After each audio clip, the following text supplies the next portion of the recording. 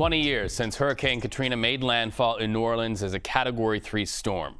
Nearly 1,400 people died in its aftermath, most of them in New Orleans.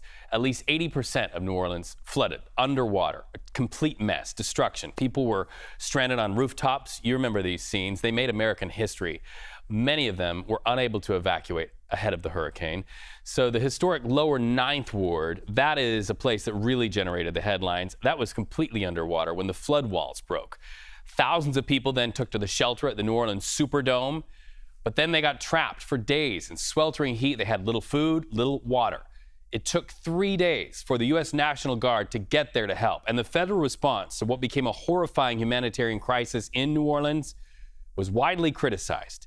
CBS News national reporter Kati Weis is live in New Orleans right now, 9th Ward, where former Vice President turned environmental activist Al Gore just spoke. You spoke with the former Vice President. You're with him right now? That's right. I absolutely am. The healing ceremony just wrapped up, and folks here are gathered getting ready to begin a second line march in honor of all of the Hurricane Katrina victims.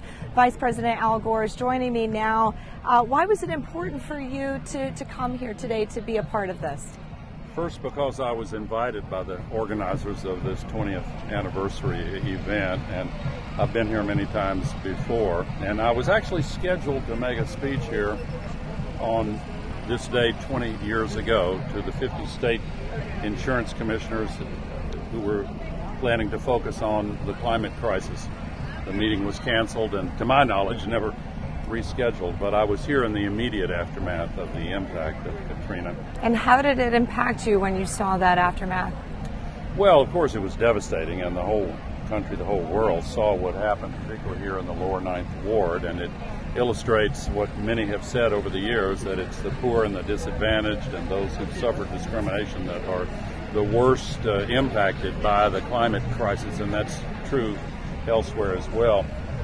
But I've been here for 4.5 days, and I've spent a good part of the week north of here in what they call Cancer Alley. That's the 85-mile stretch of the river from Baton Rouge down here to New Orleans and farther south. And the petrochemical industry is really focused here, and they've been freed of any air pollution constraints, and the people who live in that area, in some parts of that area, they have a cancer risk 50 times higher than the national average, and the number of deaths from respiratory diseases and cancer is just outrageous. And it illustrates the connection between Hurricane Katrina and the air pollution that is killing almost 9 million people a year around the world just from the burning of fossil fuels. The climate crisis is a fossil fuel crisis. More than 80% of the cause is that we're putting all these heat-trapping emissions into the sky, and they linger there for a long time, and they trap so much heat that's disrupting everything.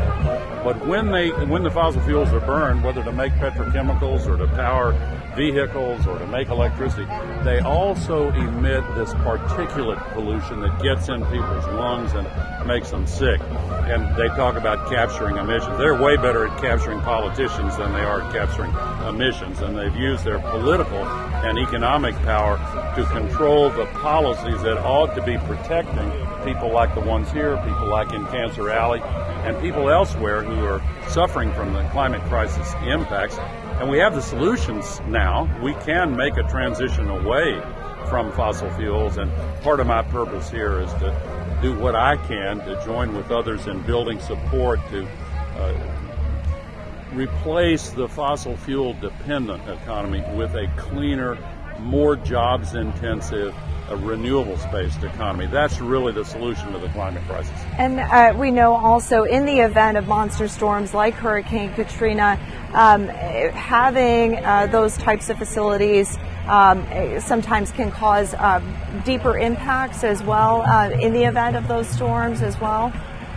What I know the group that you're working with has found some interesting data about how certain petrochemical facilities, have been impacted by storms. The evidence indicates that during the impacts of the storm, there are some illegal releases of pollution, hoping they'll never get caught. But now with the current administration, they've been given exemptions from a lot of the the regulations that were supposed to bring down the levels of pollution, they're going up now. And they're trying to put yet more poisonous emissions into this area. And, people hear this and they think, this is just a complaint about pollution. It's not just a complaint about pollution. Our future is very much threatened now. The scientists that predicted the kinds of hurricanes that Katrina demonstrated, they were right years and years ago. And the fact that they were right in what they warned us about decades ago should cause us to pay more attention to what they're warning us about now. As many as 1 to 2 billion climate refugees crossing international borders within the next 25 years because the conditions where they live are getting so hot and humid that it's physiologically unlivable for human beings. Monster storms bigger than the ones that we've been seeing recently. We had 12 once-in-a-thousand-year events last month in this country over a 3-day period. One of them was that terrible flooding that killed all the children in Texas at the camp there. But there were 11 other once-in-a-thousand-year events driven by the climate crisis during that same week. And are you concerned about cuts to federal funding and the impacts to potentially prevent further disasters like what happened here 20 years ago? Absolutely. They're trying to cancel the programs that accelerate the transition away from these pollution-heavy fossil fuels.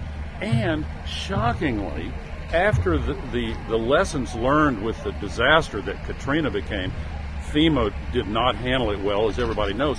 But FEMA was brought back and improved in the wake of Hurricane Katrina. But now, in the last 6 months, they've begun tearing FEMA apart, letting people go. In my home state of Tennessee, and even worse, in neighboring North Carolina, Hurricane Helene, just a few months ago, dumped as much water as Niagara Falls would have over 2.5 years. And FEMA, they're still waiting for help from FEMA. They have dismantled a lot of the critical parts of FEMA that Hurricane Katrina showed us we need to have in place. Now, to play devil's advocate, we know that there are still about 200 Katrina FEMA relief projects that are not complete in Louisiana and Mississippi. That's been going on throughout the course of multiple presidential administrations, both Democrat and Republican. If you were in charge right now, what would you be doing differently? Well, we need to accelerate those projects for sure, but we need to also focus on preventing the disasters that will come in the future if we don't stop filling up the sky with all this heat-trapping pollution. If we get to what they call net zero and stop adding to the overburden, the temperatures will stop going up almost immediately, and if we stay at net zero, it'll start coming back out again. This can be solved. It's like a thermostat, but the thermostat's not a round knob on the wall. It's the set of policies that presently subsidize the burning of fossil fuels. We need to get rid of those subsidies and accelerate the transition to solar and wind and batteries and electric vehicles and green steel and the other technologies that are there now. We have everything we need. They're proven to work. We just need the leadership and the political will that you see building here in New Orleans and elsewhere around the world. All right. Vice President Al Gore, thank you so much for your time today. Such a pleasure. Thanks so much. We'll be continuing to bring you more updates throughout the day from New Orleans here. We're about to attend this Second Line Parade. It's a famous type of parade in New Orleans where anybody can join in. So we'll bring you some more live updates throughout the day here on CBS 24/7. We'll send it back to you. Well, you standing right there in that community is really proof positive of what we're all about, the issues right where people live. And also got to give you credit for watching that crowd and spotting the former Vice President of the United States and Oscar-winning climate activist Al Gore. Thank you. Great job, Katie. We appreciate it.